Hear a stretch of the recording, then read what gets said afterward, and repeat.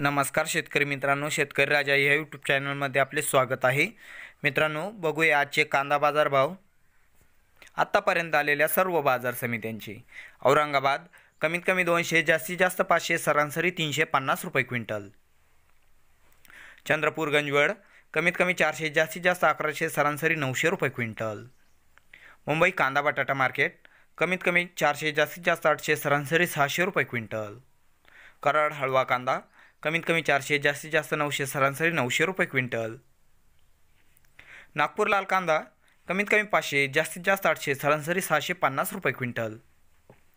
पुणे खडकी स्थानिक कांदा कमीत कमी 200, जास्तीत जास्त 400, सरासरी 300 रुपये क्विंटल।